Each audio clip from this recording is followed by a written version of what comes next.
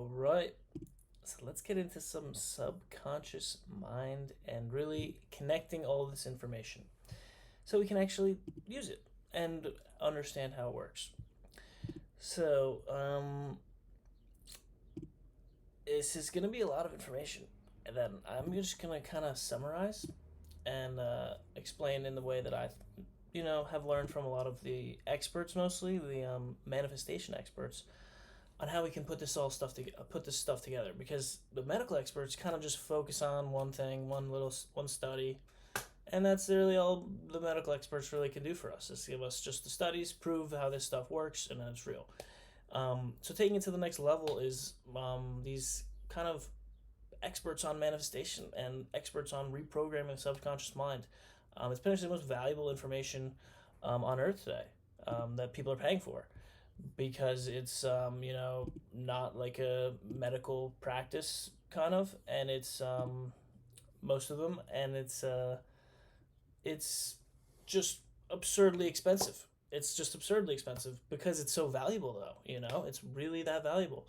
The people that I've learned this stuff from, they offer courses for thousands of dollars, just classes and simple, you know 5-hour courses and stuff like that. It's So this is really valuable stuff, and I am going to just kind of summarize the main important parts, that understanding the subconscious and why it's so important, because all of the manifestation experts really talk about this. They all talk about understanding how the subconscious works to be able to propel us in the right direction, because it's not that there's something wrong with us, it's that there's something that happened that we don't understand, and that we don't really understand, so it's not working out. It's just can't work. It's kind of broken, but not really. It's just kind of that you're not sure what to do. So this kind of shows exactly what to do, what we want to be doing for our subconscious, and explaining, um, you know, the processes that they have explained to going over this stuff. There's just like such a similarity between all this information, and then over time it's really snapped for me, and I get it makes total sense. Yeah, you guys are gonna get this information for free, and yeah, so I'm just gonna go into some practices later on, but this is just kind of putting it all together a little bit. So we've learned that neuroscience, our brains getting to our nervous system. Our brain really doesn't see the outside world. It just kind of sees. It just kind of feels our nervous system. Based on our nervous system and what we're both thinking, our subconscious mind is programmed. So our subconscious mind doesn't have any initial feeling toward anything. It is completely our nervous system and our conscious choice that it creates this. The subconscious just is like, oh yeah, oh okay. So then it remembers that. So that's really important to understand for neuroscience. The subconscious mind, it is kind of gauging how we are and looking at our nervous system. It doesn't really, it's something we shouldn't be taking personally. Our understanding our brain, to understand that it's everything that we put in there, right? Everything we put in there. Our brain isn't really consciously telling us to do things. It's stuff that we've already decided in there, and that's where it gets really confusing, because we're then the ones in our own way, and no matter how much money you pay someone, they can't do that for you. They can't forgive you for those little things that you might think are a big deal. They can't explain it. But what we can do is explain the tools we have to fix it ourselves, and that's what I'm doing right now. So, going over a little, how does this get so crazy? How does how is this kind of manifested today? Well, throughout all of history, our subconscious mind and our limiting beliefs have been controlling us, potentially causing a lot of wars, a lot of just horrible, parasympathetic, violent behavior, because we just think, oh, that's the way it is. That's the way it is. I didn't get any, why not? That's the way it is. So right now we have a time to be able to be like, whoa, maybe we can do something better than the way it is. And that's what's really cool about this. We can really improve humanity by understanding this stuff. So let's get down into it. The subconscious mind is operating from gamma, and um, in a gamma state. Our conscious mind is operating gamma from like the ages of 4 to like 8, and then from the ages of like around that end to 8 to 12, we kind of already are fully programmed to what we think the world is like. Um, we do this at a young age, especially to fit in, to survive. So anything, any instruction that we're given at that age, we are taking down as a fact. And the problem is that we, nothing, not a really big deal. But as time goes on, when we try to break out of this subconscious bubble that some of us create, the subconscious goes, oh wait, can't do that because of this. Remember that? Oh yeah, can't do that. I'm such a this, and we go in another direction. We get more negative, and this negativity and this positivity can create a like an addiction loop. So we can get addicted to feeling really bad based on what our subconscious programming and the neurochemicals in our brain that are being released based on our nervous system's feedback, and where we can, get addicted to feeling really good. And unfortunately, a lot of people are addicted to feeling really bad. We have these negative thought patterns from when we're younger, and we limit ourselves, and then we feel bad about stuff. So then we judge ourselves, and we tell ourselves we're bad, we're negative, we're this, we're that. And that is where a lot of this problems come in, because then that promotes us from taking action in the right direction, taking action on what we want to do. We come up with all the excuses in the world to not do it, to not do it, just really to just not take action. And that's how crazy how simple it is. It's that if you can just take action and what you want in life, you don't need any of this information. But unfortunately, our subconscious is so sensitive that it's tough taking action because it cares so much about our survival, about us being alive. And that is the most important thing for it. It doesn't really care about your girlfriend problems or your money problems. It's like, oh, you got enough food for money? I mean, money for food and shelter? Great, we're good. Let's just stick with what we have. That's all we really need. So this is just a natural built-in kind of like a safeguard programming that Mother Nature has. We follow what our parents tell us. We do what society wants. And then by the time we're 18, then we'll kind of think about things for the first time.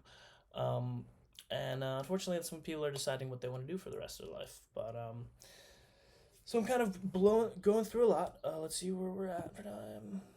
Okay. So another huge part of this is our nervous system. Our nervous system is what is actually connecting our feelings to our brain, as I just said. But there's something really we need to understand about the nervous system, is that this autonomic nervous system is something that happens automatically. And we have a part of it called the sympathetic nervous system and the parasympathetic nervous system.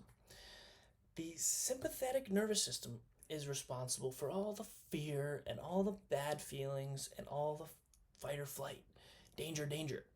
The parasympathetic nervous system is all about feeling good, feeling relaxed, feeling comfortable and safe. And in life, we are either going to be balanced, have a balance between the two nervous systems, in any manner of ways we can have, or we're going to be overly sympathetic nervous system or overly parasympathetic nervous system. And this explains so many people today. And if really, okay, maybe I jumped a little step. I don't want to get into this. So just the basics of these nervous systems, they're just built-in safeguards too. So when we're feeling fear, when we see something scary coming at us, this nervous system alerts us. Our brain sends up to our brain. Our brain releases cortisol, stress. So we're like, whoa. So we're like super fear, super fight or flight, and we are just like alert and only focusing on like our safety of our body, or just just on guard. So that's what happens when when the sympathetic nervous system. So on the other hand, the parasympathetic, it triggers happy chemicals like dopamine and serotonin and other calming feelings throughout the body, and relaxes the GI tract, our stomach, and a lot of people have stomach problems because they're super sympathetic nervous system, and they can't even relax their GI tract. There's a lot of different things that being in this relaxed parasympathetic mindset can do. But you can't really kind of teach someone unless you can teach them neuroplasticity. So what happens is at a young age, people will things will happen, and we'll either connect that with our sympathetic nervous system, fight or flight response. Oh no, we're gonna instantly be downloading subconscious beliefs about it when we are triggered with the sympathetic nervous system. When we feel the sympathetic nervous system and some action is happening, our subconscious is like, oh, check, we got it. All right, can't talk to girls, we got it. Oh, can't have any money because you're broke, got it. So it just remembers this stuff, feels how it feels, and then just saves it for later based on our nervous system feeling. So it can trigger that feeling just from a thought, just from our subconscious, and we will identify with that. So I know I just said a lot.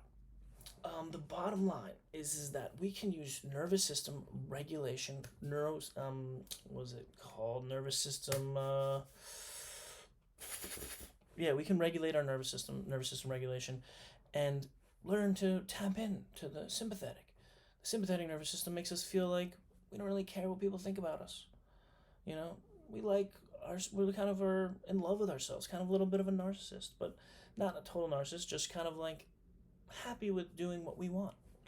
Sympathetic side, you're empathizing with people, empathizing with other people's pains, empathizing with your own pains, empathizing with really just kind of focusing more on the outside world or on a fear-based mindset.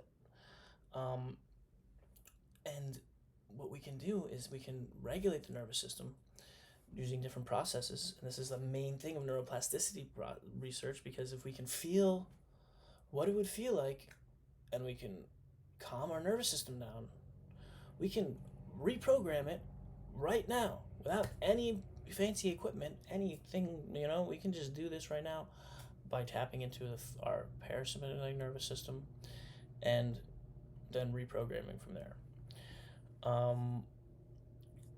So I'm going to get a little more into this in the next video, and then I'm going to go over the feel-good formula, which is a formula that goes over the basic science that I've learned about this process and how we can really kind of use it all together to just help our subconscious mind get to a place that's just where we want to be. All right, so that's going to be in the next video.